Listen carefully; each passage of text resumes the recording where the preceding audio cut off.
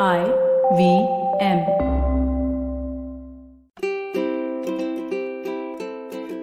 Hello and welcome to the Habit Coach podcast. I am Ashdin Doctor, your habit coach. And today we're going to be discussing a very interesting topic. It is a conversation that I had recently and it totally stumped me. And the reason we're having this conversation is because I had this conversation with our guest today. And it was an absolutely fascinating inward journey that I said I must share with my listeners because it made me think. And the learnings from this have completely changed the way that I approach life and aspects of life. Today, we're going to be talking about a very heavy word. It's called deserving. And very often we don't think about this word. Are you deserving of this? And very often we mix up this word deserving with something very close to it called entitlement. And what are the differences between it? Where does gratitude fit into this entire mixture? Where does this whole feeling of I am not enough come in? And if you've had these thoughts, this episode is for you. So make sure that you listen all the way to the end. And in that, let's welcome our guest today, Ashna Modi. Ashna, welcome to the Habit Coach podcast. Hello, how are you? Very, very well. How are you? All well, all well. Ashna, quickly tell us a little bit about yourself so we have some context and then let's jump into the topic. Sure. So quickly I'll summarize what I do and what I'm kind of into. So I am a clinical psychologist and I am a therapist and I work with a school and there are a lot of other things that I do which is all related to the field of psychology, and that's what I do. So I think psychology is a very, very fascinating world because the thing that exists between our ears is one of the most complicated aspects and it dictates the way our life functions, right? So, today's topic is very interesting. In fact, you had posed this question to me, and which is why I said that we must have this conversation, which is about this word called deserving. So when I say the word deserving, what are the thoughts that come to your mind and what are the things that you experience with the people that you work with? Ashton, as a society, the word deserving, okay, it's sometimes there's an off balance to it sometimes, because there's an entire realm of society which feels that you don't need to be told or you don't need to feel what you deserve. If you get it, you deserve it. It's like that. But the minute you start thinking about deserving as something that you can feel or you can work towards, the whole perspective towards what you do changes so drastically. You're much more motivated, you're much more focused. So I think it's very important to first clarify what deserving means, and then accordingly work towards it. So let's break it up. What does deserving mean? So before we get into deserving, I think you spoke about entitlement. So let's go stepwise, okay? Because there's a very fine line between the two. So let me just define entitlement for you first, okay?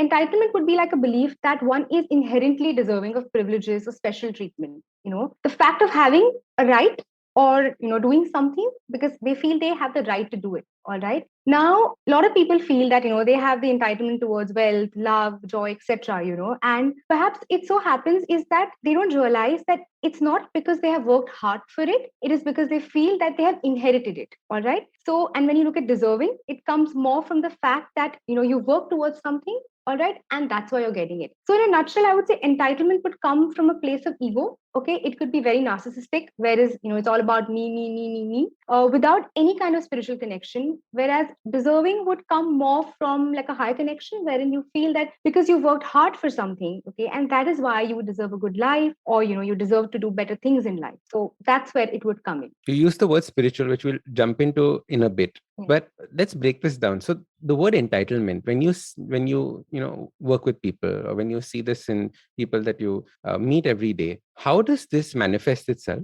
And how are things in which the people who are listening right now can start analyzing it and maybe working towards it or working away from it? All right. So when I talk about entitlement, I think society, when you have, enough wealth or when you have a family which is very supportive, what values you're imparting to your children or, what values as a family you have. All right. Like thinking about the fact that, you are entitled for better education, you're entitled for a better life, well, if it's taken more like it's coming from a space of I have the right rather than I deserve it or I am working towards it. You see, that's where the confusion is, because what happens is when you feel entitled for something, I don't really know if you feel happy about what you're getting or there is any kind of, there's any kind of connection for that, all right? Because you feel you already have the right for it. Okay, so there's hard work goes away, it goes out of the window.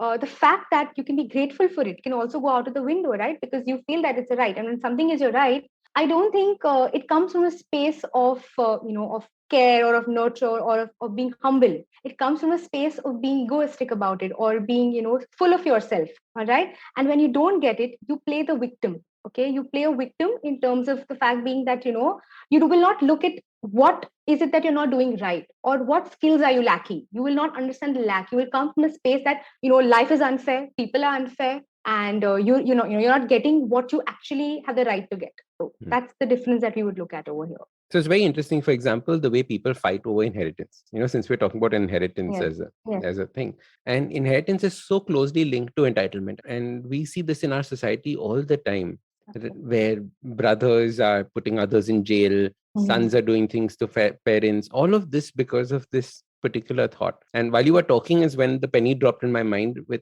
linking entitlement and inheritance together. But it's so true. We see this in so many family members of our own, right? And how do you start if you notice this kind of behavior? You might be noticing this behavior currently going on in your family. Maybe somebody's passed away, especially over these last 2 years, and a fight might have broken out about inheritance. How do you get out of this? Because this is a vicious cycle, right? You believe it's your right, that person believes it's their right, and it just becomes worse and worse and worse. Right. So first thing I would say, Ashton, is being aware, right? When you feel entitled and you're operating from a space of ego, a lot of times you're not able to see beyond yourself. All right. If you really feel that you want to step out of this circle, you need to step out of the space that you've created about this whole entitlement thing. So awareness is the first step towards it. All right. The second step is understanding that what you deserve and what you're getting, okay, are two different things sometimes. Okay. Life is not always fair, and we have to accept that. Okay. A lot of times we might have worked really hard for something, okay, but not necessarily that it's going to come your way, and that doesn't mean that you don't deserve it. All right. But we have to understand that entitlement is like the thief of gratefulness. It Hmm. takes away everything out of the system. Okay. So the minute, as you said, when people are fighting for something that they want, you need to ask those people that when they really get that, how do they feel about it? Okay. Because you have actually sucked out the emotion.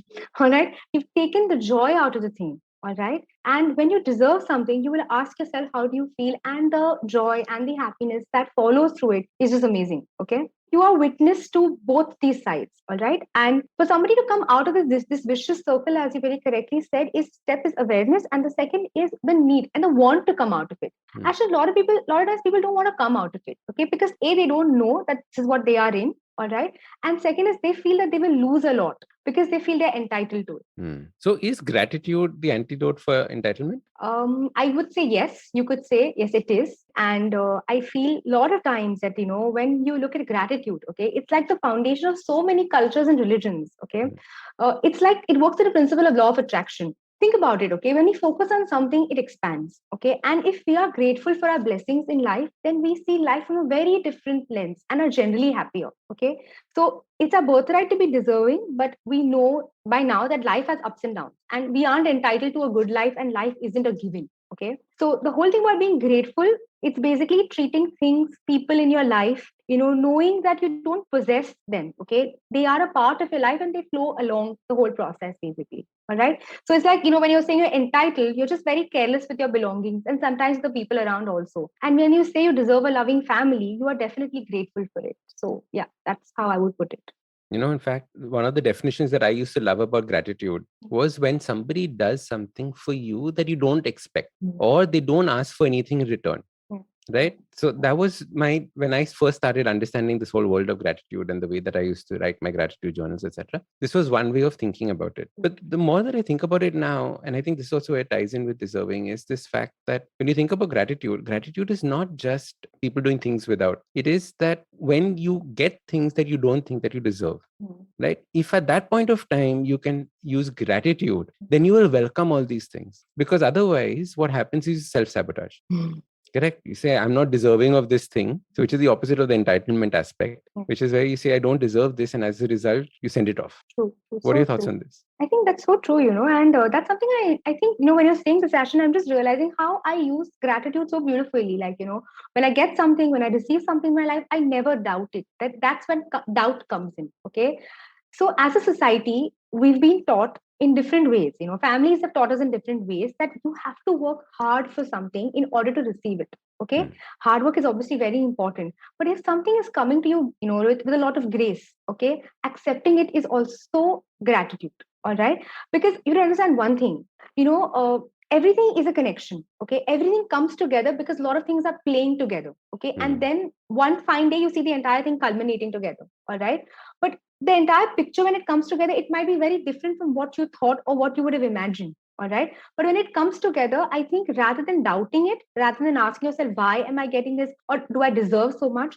Rather, as you very correctly said, in gratitude, being thankful and acknowledging what you have done, like over the past years, what work you've done or what, what effort you've put in, acknowledging that would be something that would be the right thing to do. Correct. Acknowledging it. I remember years ago, and I mentioned this to you. A person told me that, Ashton, great things are going to happen to your life, except you have to remember one thing. Every time something good happens, don't ask how, just say wow. And I Yeah. think that is a lovely principle to live by, because as soon as we say, how did this happen to me? My God, fantastic. You've already questioned it. Right? Instead of, wow, this happened to me, which is just plain acceptance. True, absolutely true. Correct.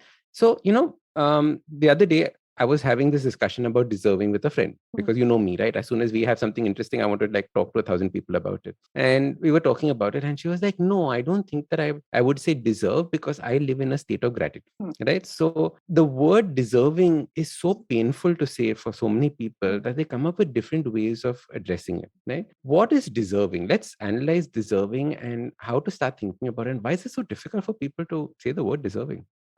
Why is it so difficult to say deserving? Very interesting, because what happens with deserving is that, as I told you, just going back into the way, we've been conditioned by our parents, by our things, everything is you've done this, so you get it. All right. It's like even the child, if you look at how we kind of condition children, so if you get good marks, I'll take you out.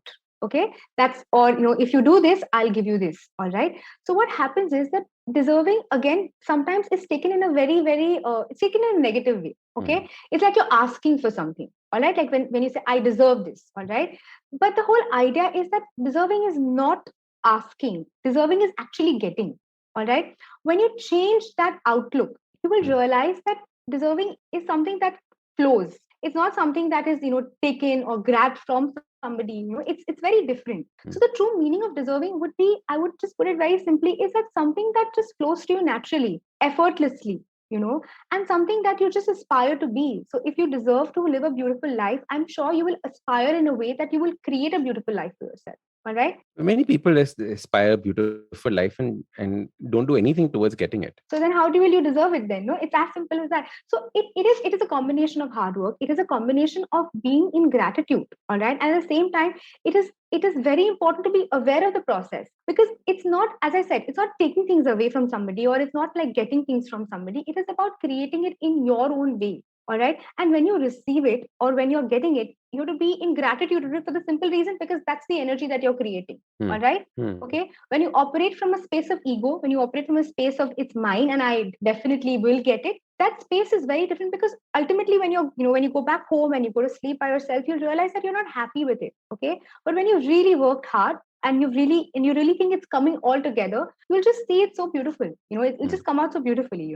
And where does this whole concept of deserving start from? Our aspect or our own personal definitions of deserving, or the hiccups that we have, or treating it like a bad word sometimes. Where does it start from?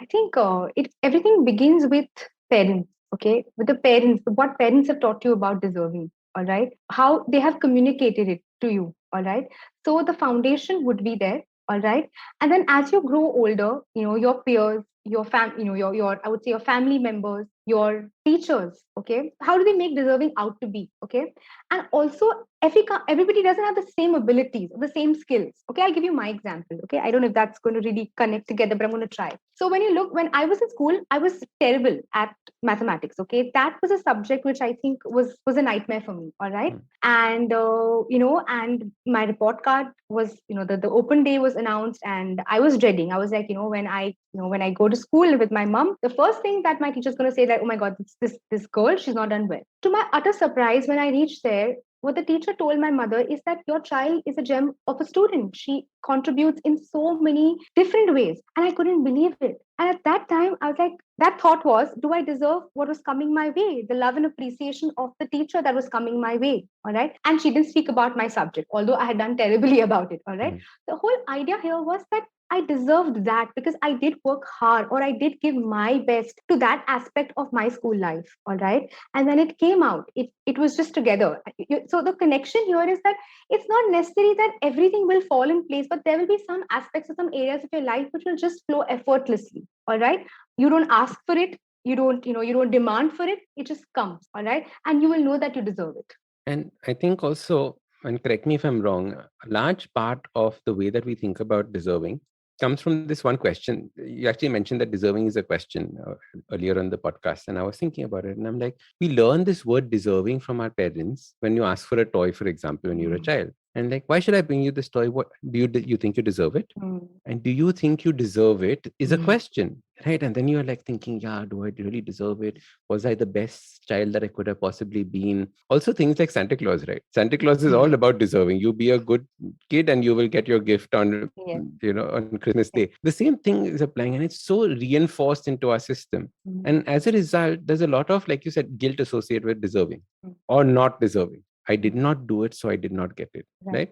And I think that smoothly flows into what I wanted to ask next, which is this whole thing of not feeling enough. Mm. And I'm seeing this as we're chatting that it is so closely linked. And I know this feeling of not being enough, not doing enough is so ingrained in our society right now. Mm. I bet 80% of the people listening to this have this as an issue. What are your thoughts on this enough? My first question is, what is enough?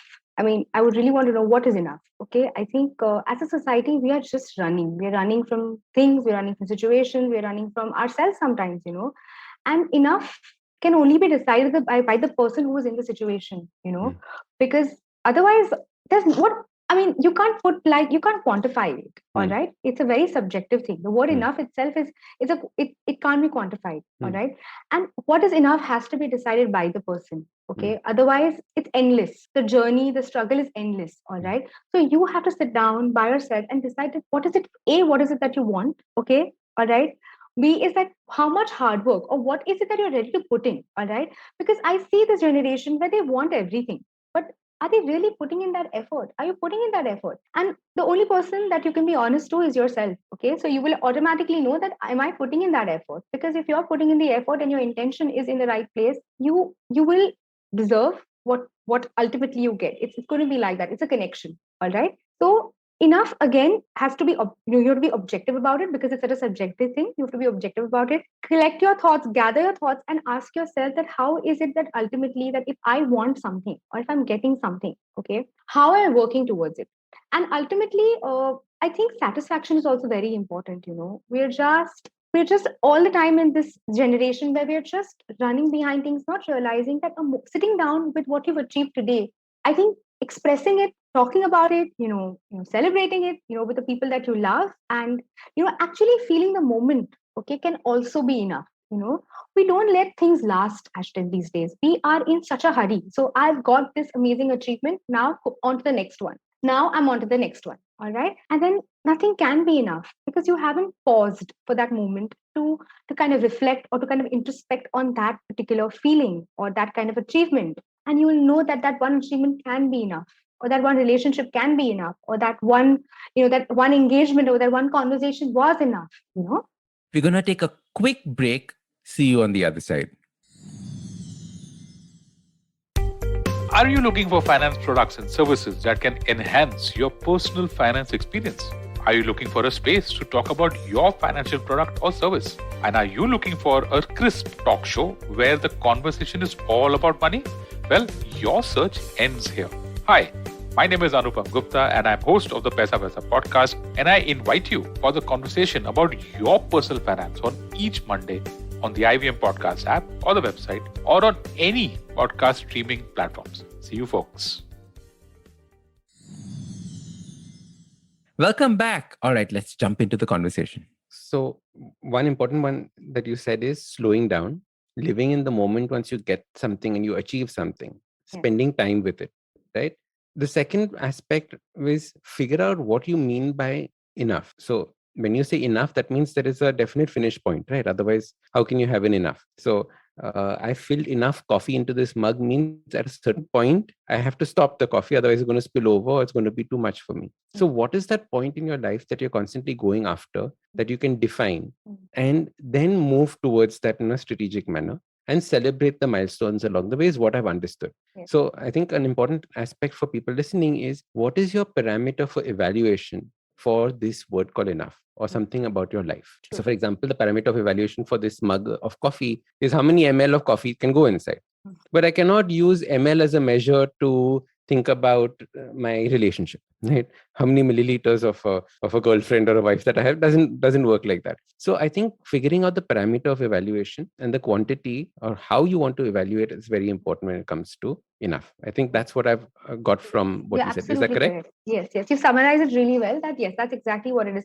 Knowing, okay, again, awareness, all right. Also pausing, taking that moment to actually evaluate. We don't evaluate the situation. We don't sit, feedback is so difficult for us, feedback from the situation, okay. Knowing that this is enough for today or this is done for today, sometimes you're just chasing things, not realizing that we already have a lot of it, okay. So how will you know that you should stop chasing is only when you pause, okay. Only when you take those, frequent breaks in the day, okay, or frequent breaks in a week, maybe if you don't have that much time. But pausing, reflecting, introspection, these are very important words, especially in our times when everything is so available. Like you're all the time on your gadgets, you're all the time on, you're so accessible all the time, right? So it's so important to kind of just pause, just take that little break and ask yourself that today, I did this, today my day was this. Was my day enough today? You can start, day wise. Was my day enough for me today? Start with the day, start with the week, then ask yourself, how was the week today? How was the week going on? Like, did I do enough for the week? All right. Okay. And then take a log, reflect, go back and read what you wrote for the last week, and then just keep logging things that you're doing. It could be such a small thing like maybe you took your dog out for a walk, or maybe, you went to meet a friend, but that's something that you've done, right? I mean, it's taken energy, time, your entire day, maybe, so important. I love what you're saying, and let's convert it into a small habit that people can do. Right. So this is something that I think is very important. In the morning, you wake up and what are the things that you're going to do in the day, right? And now you don't set a laundry list of all the things that you want to do. What I like to tell people is, what are the 3 things that if you do, you will feel that today has been worthwhile. Correct. So just 3 things. If you do these, you will feel that today has been worthwhile. Because normally what I've noticed now, Ashna, is when people make to-do lists for themselves, there are 30 items on that and they finish 5 of them. So now why are you going to create a 30-liter mug, even though you're going to just be able to drink 500 ml of it? So it doesn't make sense. So as a result, get a 500 ml mug and do only that, which you will make you feel that this day was perfectly spent. So make that list in the morning. And then what Ashna said is critical. In the end, at night, do an evaluation of the day, right? Did it happen? Did it happen? Did it not? Anything that didn't happen, understand why, so that you can learn from this, so that you can get better the next day. But don't beat yourself up over it not happening, right? In fact, let's do this as prescriptions for all these 4 topics that we spoke about right now. Okay. So what is a prescription for this concept of deserving? What are exercises or things that people can do right now to either better understand their aspect of deserving, idea deserving, and maybe make it a part of their life? And then I will share my story on deserving with you.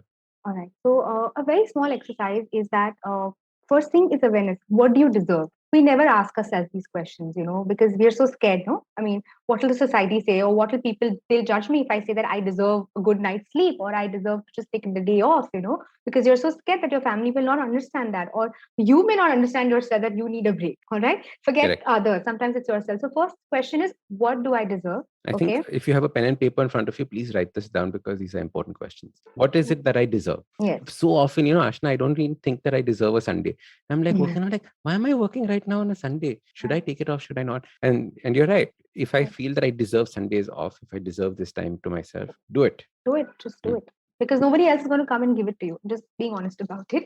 All right. So one is, no one's actually going to say, beta, take it. Huh? Nobody will say it. One is, what do I deserve? And the second is, how will I feel once I get it? Very important.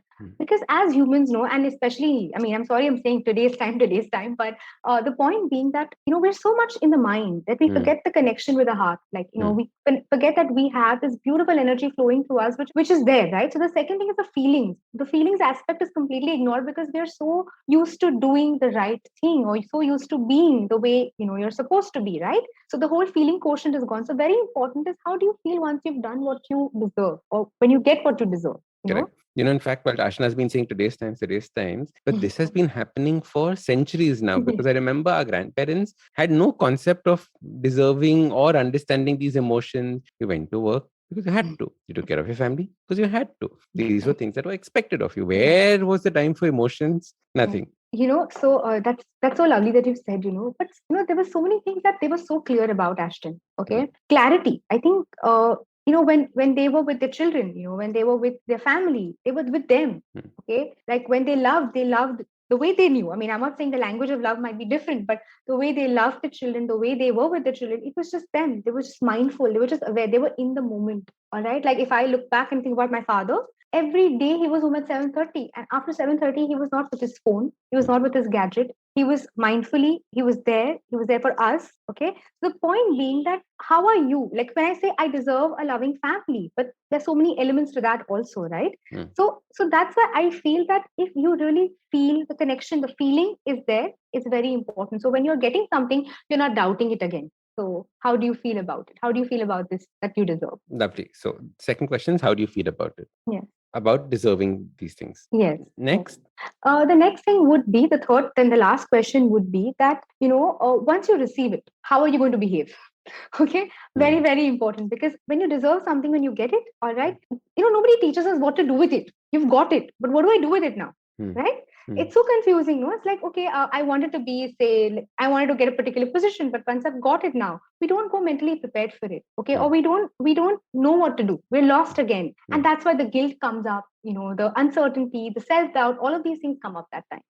So behavior is also very important, because the behavior will give you the confidence to know to kind of absorb what you really deserve. Okay, lovely. Gratitude. What is a exercise or a prescription for gratitude and bringing gratitude into our life? Gratitude is a beautiful word, and I think it's an everyday process. It can't be done like one day, but also you cannot do it so often that it becomes monotonous and boring, because then when you're writing, I am thankful, I've seen a lot of people journaling, right? I'm thankful for the space, I'm thankful for love, I'm thankful for family. It shouldn't become a robotic exercise. All right, you should really feel it. You should really feel that gratitude. So my suggestion is, gratitude could be an everyday thing, okay? But if you think you can't do it every day, it can also be moments that you can be thankful of. All right, sometimes you can just sit down and reflect on moments that you feel grateful for. All right, those moments could include people who you think have added in the whole gratefulness thing that you're talking about, the gratitude thing that you're talking about. So it's all connected.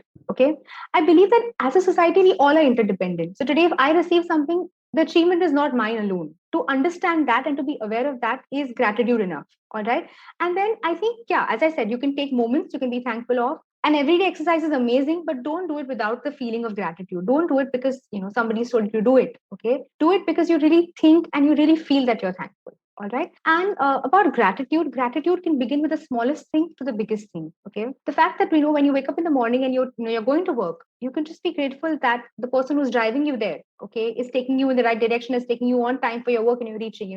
So maybe thanking that person could be the first step. That could be that's how your morning can start. Like that's how my morning starts, because this one particular cab driver, he waits for me every morning, and he diligently takes me to work every morning. Like I haven't even told him, he just waits for me. All right, so that's and I thank him every day. Okay, then the security people that I meet on the way, who greet me in the morning. So I mean, I'm grateful that they notice me. They see they see the existence that is coming their way, right? So a lot of ways, I think every moment is gratitude, Ashton, that we are living, we are breathing. Every moment is that. So I think you can use gratitude as a part of your life, like in your conversations or the people that you meet, and genuinely be thankful for what or who they are. So I think that's how I use gratitude in my life. I don't journal it that often, but yes, I make it a point that people who are there and people I meet and things that I am doing, I am grateful for that and I express it. That's how I take it. I think there's so many different ways in which you can use gratitude as well. Taking off from one thing that Ashna said is that gratitude isn't only for those big things. I'm grateful for the sun. I'm grateful for my parents. I'm grateful for all of that. Gratitude can be for small things. Like I keep joking and saying that, today if your sabzi wala gave you extra dhania along with your nimbu, that is also something to be grateful for, right? that 50 paisa, 1 rupee would not have made a difference, but like, oh, de diya, gratitude. I'm guessing dhania is 1 rupee now. No? Like how much would dhania be? Arey, Ashna, What? Yeah, none of us go shopping. And the last part is that I'm grateful for the people who go get the vegetables into our house. I think yes, exactly. I was just going to say that I am grateful for somebody who's getting the dhania in my house. Otherwise, I would be getting it right now. So that's how it is. And the last part is, when we talk about gratitude, is how you can bring gratitude into your everyday life. And maybe I'll do a podcast on this also. I'll mention it now. Is that I sign off all my emails with this one line, which is called "With gratitude, Ashdin Doctor." Instead of best regards, like what the hell is best regards? Yeah. I have no idea what best regards. I've never got anybody's best regards. But anyway, so I always write "with gratitude," and the point is, I don't make "with gratitude" part of my signature. Otherwise it automatically gets chapoed everywhere. I was going to say that. Yes. But I always write "with gratitude," and then I think about it and think, does this person deserve my gratitude? Chalo, he deserves my gratitude. Let me put it in. So I think that way you can add gratitude into your life. And how I said that person deserves my gratitude.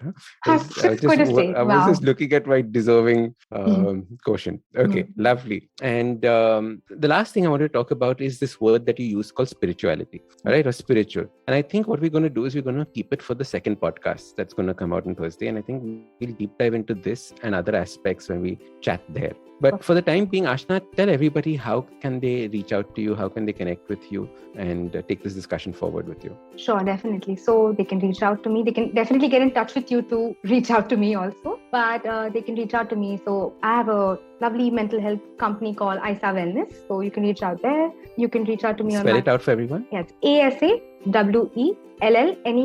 Yes, ASA Wellness. It's a Hebrew word for spiritual healers again. So that's what it is. And yes, you can reach out on my email ID, which is ashnamodi.s@gmail.com.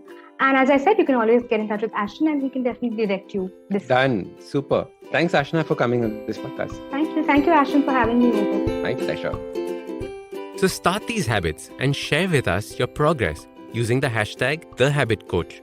If you like this podcast, don't forget to check out other interesting podcasts on the IVM network. You can listen to us on the IVM Podcast app or ivmpodcast.com. You can also follow us on social media. We are at IVM Podcasts on Twitter and Instagram. If you want to reach out to me, I am Ashdin Doc on Twitter and Instagram.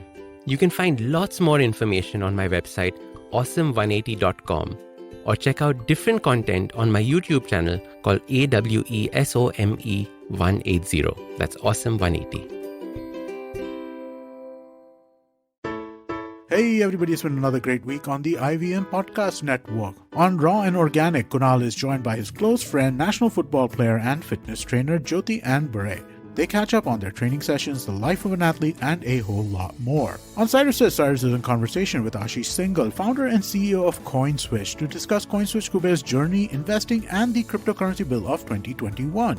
On the Life Manifesto, Zarina decodes the Great Resignation. Let's find out why more people across the world are willing to quit their jobs. On All Things Policy, the Takshashila folks discuss the potential effects of climate change on food. And on Say No to Drama, Chetna drops some truth bombs on happiness. Do follow us on social media. We're IVM Podcast on Twitter, Facebook, Instagram, and LinkedIn. And remember, if you're enjoying this show or any of our other shows for that matter, please do tell a friend. And finally, do remember that many of our shows are available on YouTube. You can check that out by going to our website, ivmpodcast.com/YouTube, where we have a list of all of our various YouTube channels. Finally, we'd like to thank the sponsors on the network this week: Cred, Bank of Baroda, HDFC Mutual Fund, CoinSwitch, Kuber, Intel, and Oxfam India. Thank you so much for making this possible.